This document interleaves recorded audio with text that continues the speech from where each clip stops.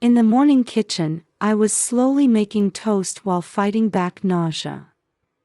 Though I was 5 months pregnant and my morning sickness should have eased by now, this morning was particularly rough. The bright July sunlight streaming through the window seemed to churn my stomach even more. Pressing my forehead against the cold marble counter offered a small measure of relief. "Kate? Are you all right?" Michael's concerned voice came through my smartphone. "Yes, somehow." I tried to sound cheerful, but my voice came out weaker than I'd intended. "The baby's fine too. It moved a little this morning," I added, and I heard a relieved sigh on the other end of the line. Michael was away on a 3-week business trip as the project manager for a major IT initiative in Boston.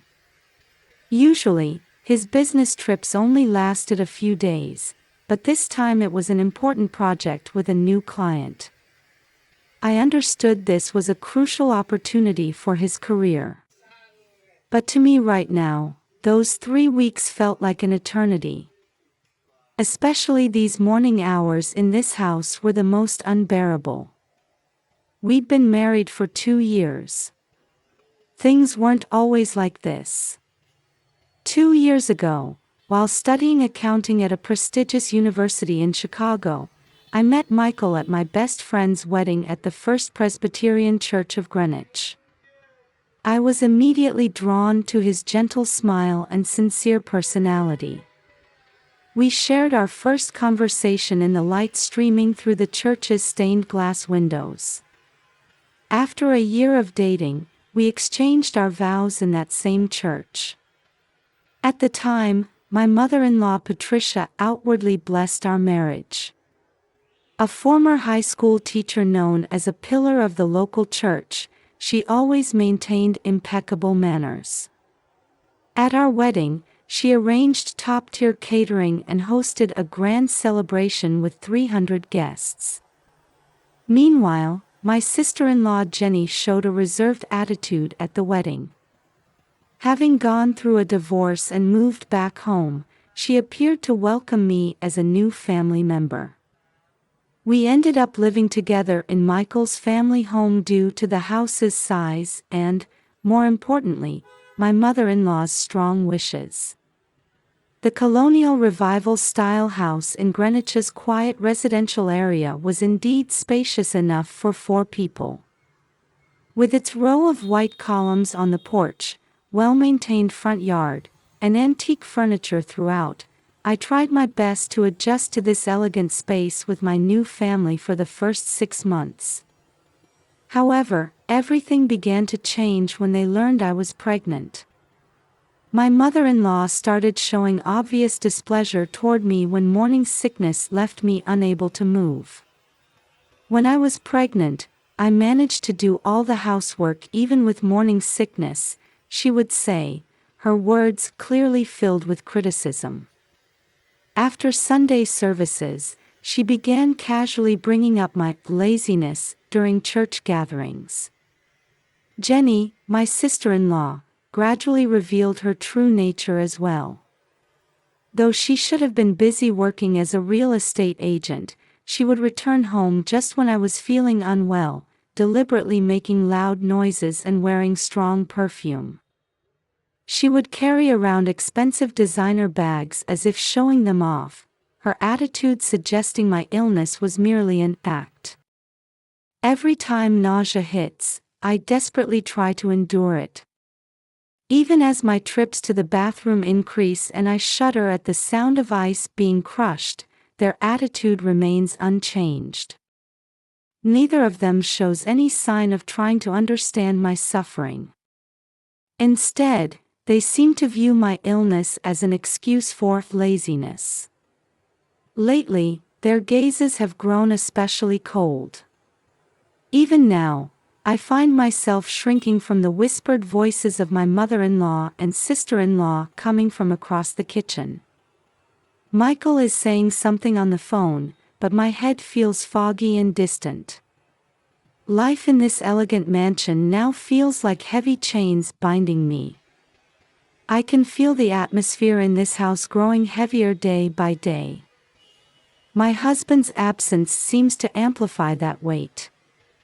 Feeling the baby move slightly inside me, I try to shake off my uneasy premonitions.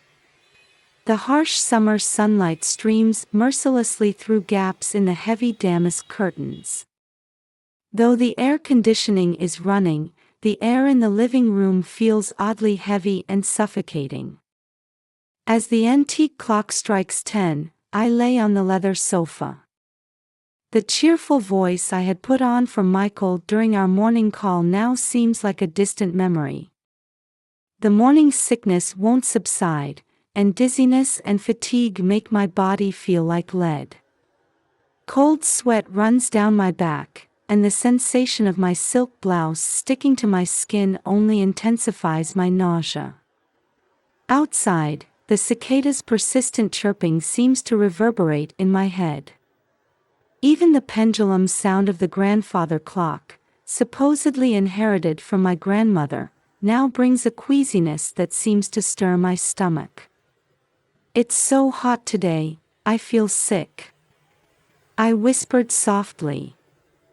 Feeling the baby move faintly inside me, I reflexively place my hand on my belly.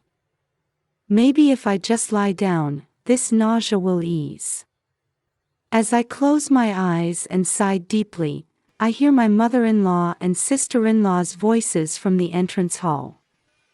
Their voices ring out deliberately cheerful, as if ignoring my existence. Having finished their makeup in the master bedroom upstairs, the sound of their footsteps descends the stairs. Their Christian Louboutin heels strike the marble floor with regular, seemingly deliberate loudness, as if trying to aggravate my nausea. Those footsteps seem to symbolize my discomfort in this house. My still lying down. Patricia looks down at me with her perfectly made-up face. There isn't a trace of concern in her expression. Rather, it's thick with contempt. Behind her, Jenny gives me a meaningful look while touching up her Chanel lipstick. Their presence seemed to silently declare how out of place I was in this house. The strong scent of their perfumes wafts through the stuffy air. The cloying fragrance assaults my nostrils, bringing a new wave of nausea. As I desperately try to hold it back, Patricia fixes me with a cold stare. Her eyes hold the same superiority she must have shown when looking down on students as a high school teacher. "Stop this pathetic behavior. You can do the housework." Her voice contained obvious irritation. When I was pregnant, things were much harder. But I persevered for my family. Her words felt like another layer being added to the countless snide remarks she'd accumulated over time. Jenny takes out a small mirror from her designer handbag and speaks while ostentatiously fixing her hair. "Are you really feeling sick? Or is it just an act?" Her words were clearly laced with sarcasm. The jealousy that had grown within her since her divorce was now directed at me as pure malice. As I feel almost crushed under their cold gazes, I desperately try to sit up. At that moment, a new wave of nausea hits, and I involuntarily grimace. Seeing my expression, Jenny's face twists into an obvious sneer. Her smile now openly displayed the hostility she had barely tried to conceal before. "If you're feeling sick, why don't you go to the hospital?" Patricia says in a malicious tone. But before that, she walks to the china cabinet and takes out an expensive porcelain plate. "Wash this. It's been sitting there since yesterday." The plate was part of a special set given as a wedding gift from the church women's group. Before I could respond, Jenny takes the plate. Her eyes had a strange gleam. It was like the harbinger of something that had been suppressed for a long time, about to be unleashed. "I'm going out. Keep the house clean." With those words, she hurled the plate at me. The white porcelain seemed to arc through the air in slow motion. As I instinctively raised my arm to protect my face, a sharp pain shot through my left arm. The plate hit my arm and shattered, scattering pieces across the floor. The sound echoed through the house's silence like a thunderclap. "Oh my hand must have slipped," Jenny's voice held a smile. While enduring the intense pain, I clutched my left arm.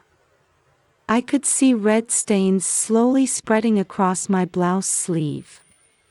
That red stain seemed like all the suffering of these past days finally taking visible form. "That was your carelessness," Patricia coldly declared as she started walking toward the entrance. "Make sure you clean this up before we get back." Her words carried such everyday normalcy that it only highlighted the abnormality of the situation. The sound of their high heels fades away. The heavy front door closes with a thud, and silence descends.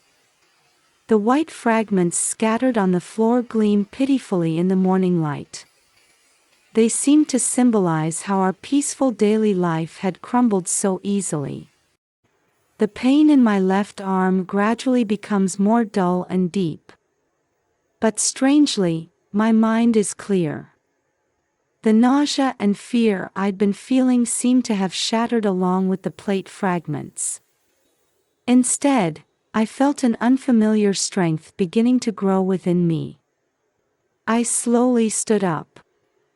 After cleaning up the scattered plate fragments, I called an Uber and decided to visit the Greenwich Hospital emergency room. Even while waiting in the reception area, the pain in my left arm continued to strengthen my resolve. When I was shown to the examination room, it felt overly air-conditioned despite being a summer morning. I sat on the white examination table and slowly rolled up my blouse sleeve. Dull pain shot through with every movement. "Mrs. Thompson," a middle-aged female doctor addressed me politely. Dr. Sarah Walker's name tag gleamed quietly on her white coat. She carefully examined my arm and sighed deeply. Her fingers trembled slightly as she entered her observations into the computer. "These are clearly signs of violence," her voice mixed professional coolness with human warmth and concern. "May I take some photos? And you might want to consider reporting this to the police. Violence against pregnant women is especially serious." I nodded quietly. As the doctor photographed my bruises from various angles, the next steps I needed to take began taking clear shape in my mind. With each click of the digital camera in the room, I realized I had reached my limit of endurance. When I received the medical certificate, I noticed my hands were shaking slightly. It wasn't fear, but rather a determination about the actions I was about to take. While carefully organizing the diagnosis and photo data, Dr. Walker occasionally glanced at me with concern. "Where do you go for your prenatal checkups?" she asked, and I told her the name of my clinic. "We should contact them too, for future reference." Before I left the examination room, Dr. Walker gently placed her hand on my shoulder. "You have more allies than you think." Those words gave me strength. Walking down the hospital corridor, I checked the time on my smartphone screen. It was just past 11:30 a.m. Shortly after noon, I started making calls from my car. First, I contacted Wright & Sons Moving Company, the most reputable moving company in Greenwich. The receptionist, sensing my urgency, responded immediately. As I listened to the explanation about emergency rates, I strengthened my resolve. Yes, can you handle the move out today? My voice was steadier than I had expected. While discussing the estimate, I checked the photos of the house deed from my grandfather's inheritance on my smartphone. Actually, this house had been purchased by my grandfather in my name. I had kept quiet about this fact at the time of my marriage, wanting to maintain smooth relations with my new family. Now, that choice would unexpectedly save me. Next, I called another company, Express Movers. Simultaneously, I requested confirmation of the original deed stored at the bank. The bank clerk, seeming to sense the situation, promised to handle it as quickly as possible. While all the arrangements were being made, I sat calmly in the hospital parking lot considering my next moves. Occasionally feeling the baby move, I was confident this decision was the right one. At 2 p.m., the first moving truck arrived. As the large white truck parked in front of the house, the workers began moving efficiently. Hearing the noise, several housewives from the neighborhood gathered to see what was happening. They were people who had been troubled by my mother-in-law's high-handed attitude. "Kate, are you all right?" Sarah Henderson from across the street rushed over with concern. Seeing the bandage on my arm, her expression clouded. "We've been worried. Patricia has been especially difficult lately." "It's okay, we'll help," Linda Garner said while helping sort kitchen items. Neighborhood women gathered one after another, quietly helping with the packing. Some even brought homemade lemonade and sandwiches. In this circle of warm support, I realized for the first time that I hadn't really been alone. The work progressed surprisingly smoothly. Important documents, clothing, and mementos were packed into boxes and loaded onto the truck one after another. Sarah carefully packed my precious photo albums, and Linda helped sort the kitchenware. With the help of neighbors, sorting and packing my belongings went more smoothly than expected. Though nausea hit me several times, Linda's lemon water had a surprisingly good effect. "This is a keepsake from my grandmother," I murmur while carefully packing an antique clock. Each item's associated memories resonated differently in my heart now than before. The movers, too, seemed especially careful handling items, likely being considerate of my pregnant condition. By dusk, as the last furniture was being moved out, the house had become incredibly empty. The setting sun falling on the floor cast strange shadows in the empty rooms. The crystal vases my mother-in-law had proudly displayed and my sister-in-law's collection of brand-name items had all been removed, leaving a refreshing silence in the rooms. The marks left on the walls where paintings had hung seemed somehow ironic. At the new apartment, the furniture was already arranged. The top floor of a luxury building slightly removed from Greenwich Avenue.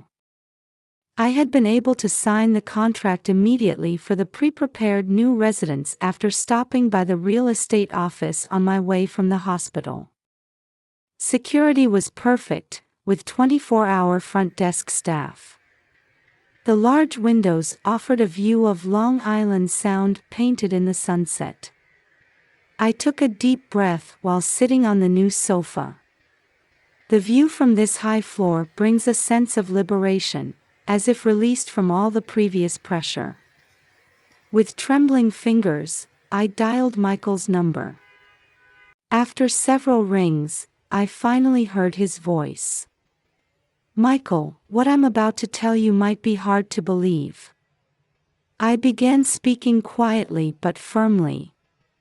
Just as I was about to tell him everything that had happened, a new message appeared on my phone screen. Sarah had sent photos of the house after the move. Looking at the pictures of the empty house, I felt a strange sense of liberation. Outside the window, the evening sky was beginning to turn deep purple. This color seemed to herald the beginning of my new life. The baby moved slightly in my belly. Placing my hand there, I began telling Michael about everything that had happened. That night, Patricia and Jenny returned home carrying paper bags from Whole Foods. Though summer days are long, it was completely dark by this time, and warm light was beginning to leak from the windows of surrounding houses. However, their house alone was sunken in an unnatural darkness. How strange, Patricia frowned suspiciously. Ancient maple trees sway in the wind, their shadows casting eerie patterns on the ground in the moonlight. Is that girl claiming to be sick again and sleeping? She's really useless. Jenny turns the key and opens the heavy front door. Her fingers find the light switch in the darkness, clicking it on. As the fluorescent lights brighten, both women gasp. What is this? The voice was almost a scream, as if they'd seen a ghost. The expensive console table, the antique mirror passed down through generations, everything was gone. Where vintage carpets should have been laid, only dusty footprints remained. On the walls, marks where paintings had hung stood out, as if mocking their past life. That woman couldn't have. Jenny rushes to where the china cabinet had been. Her precious wine glass collection, the complete set of Limoges dishes bought in Paris, all gone without a trace. A faint dust dances at her feet, the empty shelves displaying their miserable state. Patricia runs upstairs to check the second floor. The sound of her expensive heels striking the stairs echoes eerily in the empty house. I can't believe this. Her cry from upstairs mixed anger and panic. Suddenly, the doorbell rang. The sound echoed unusually loud in the empty house. When they opened the door, two security guards in black suits stood there. Excuse me, but who are you? The stern-faced guard asked, requesting identification. Their attitude showed clear wariness. Just then, strong headlights shone in from outside. With the sound of tires crunching on gravel, car doors opened forcefully. With hurried footsteps, Michael rushed in. It was a sudden return from Boston. His suit was wrinkled, his tie askew. His expression mixed confusion, anger, and deep regret. What on earth happened? He asked breathlessly.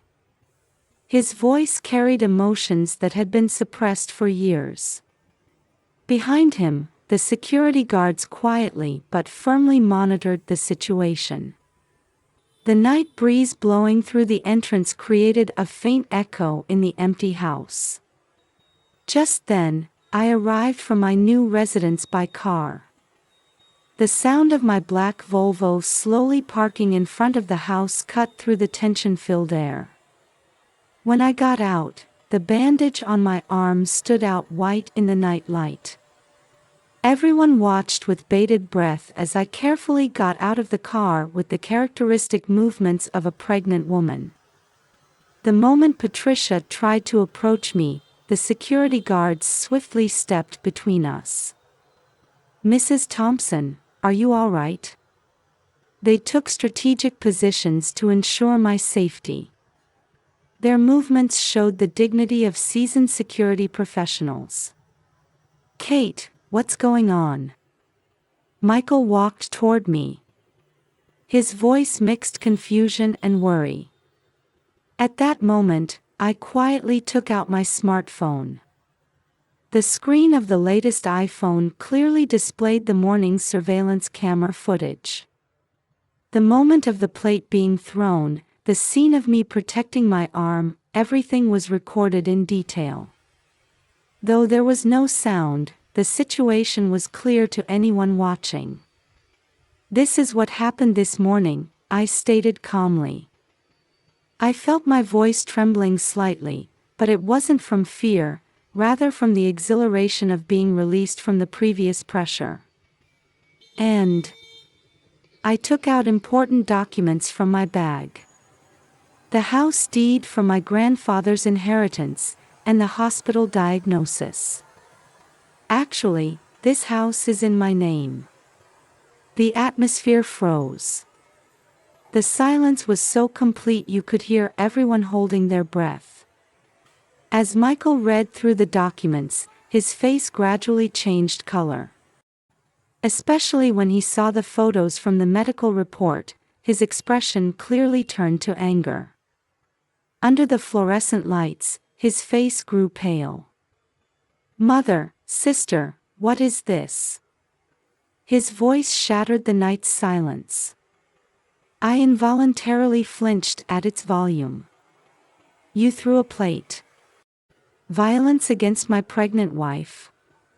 His hands trembled as he gripped the medical report.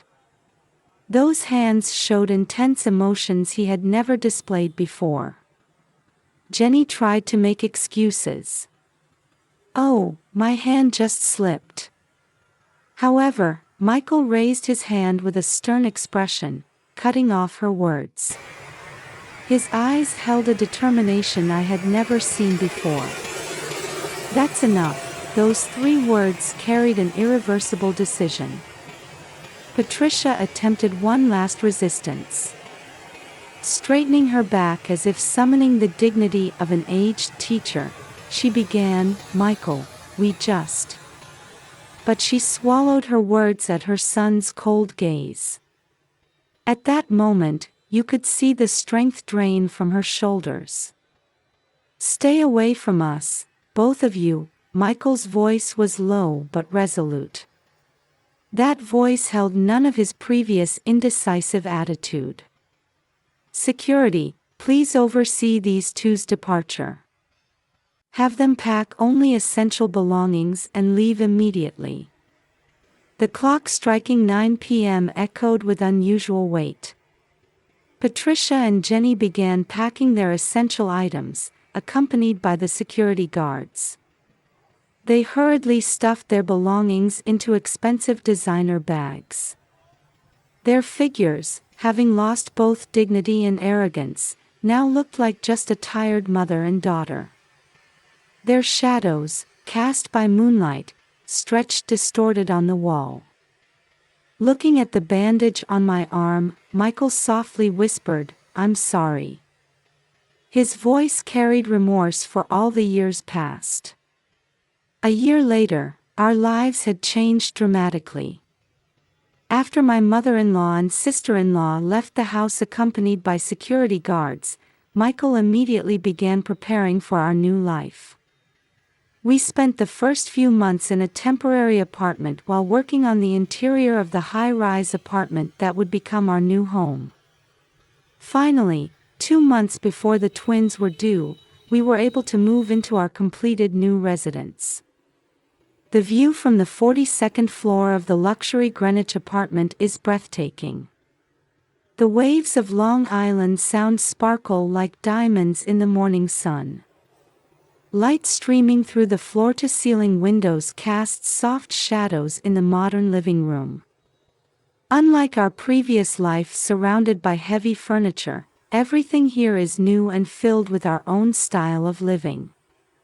"Good morning, Emily, James." I approach the twin cribs and gently speak to the awakened twins. With their glossy black hair and almond-shaped eyes resembling Michael's, they look up at me with angelic smiles. After overcoming severe morning sickness in late pregnancy, these children were safely born to us last winter. I still vividly remember the surprise and joy when the doctor told us we were having twins. A dining table for breakfast is placed by the large windows in the living room. The aroma of freshly baked bread from the neighborhood organic bakery wafts over the table. The bright kitchen counter, decorated with houseplants, already has the coffee maker set up, ready for a peaceful morning. This tranquil morning scene symbolizes the new life we've built over the year since that day. Michael, after successfully completing the Boston project last year, received a headhunting offer from a Silicon Valley company with better conditions. However, he chose to transfer to the consulting division of a Greenwich-based IT company to prioritize time with his family. His decision that time with you and the children is more important strengthened our bond even more. Indeed, he returns home on time every day and actively participates in childcare, from bathing the twins to putting them to bed. We've also started enjoying more brunches with neighboring families on weekends. In particular, we maintain close relationships with Sarah and Linda, who helped us that day. After the twins were born, they volunteered to babysit. "Your happiness is our happiness," Linda's words always warm my heart. We've also made friends in the apartment community who share child-raising information and support each other. Meanwhile, we occasionally hear news about Patricia and Jenny. They reportedly live in a cheap apartment in the suburbs. Their once elegant lifestyle has disappeared, and Jenny's real estate business has lost its reputation and can't achieve its former results. Particularly devastating was the loss of credibility in the church community, who knew Patricia's arrogant attitude. Her violence against her grandchild was received as an unforgivable act, and having lost her place at Sunday services, she moved to a different church but couldn't regain her former influence. Most serious, they say, is the deterioration of the mother-daughter relationship. Living together in a small apartment, they apparently spend their days blaming each other. When Patricia accuses, "We could have handled it better then," Jenny retorts, "Mother, you should have responded more calmly." Their conflict deepens daily, and though living together, they barely speak to each other. They can't live separately for financial reasons, yet show no signs of reconciliation. Their situation might be the natural consequence of their arrogance and jealousy. Ironically, the plate they threw at me was a wedding gift from the church women's group. The moment its fragments scattered became a turning point in their lives. Afterward, the incident became a topic in the local community, passed down as a cautionary tale about domestic violence. Especially violence against a pregnant woman was received as a grave sin in the Christian community. "Good morning, my loves," Michael enters the living room, smiling at the twins. He picks them up one by one, giving them gentle kisses. His former indecisive manner has vanished. He's now a husband who firmly protects his family with unwavering determination. Sometimes he shows a dark expression remembering his mother and sister, but even that is healed by the twins' smiles. I stand by the window, watching the cityscape illuminated by the morning sun. The pressure of the past will never torment us again. The view from this high floor seems to reflect our family's bright future. The twins' laughter echoes through the room as a new day begins. Occasionally, when I touch the scar on my belly, the events of that day flash through my mind like a slideshow. But now, they rest in my heart as precious memories that heralded the beginning of our new life.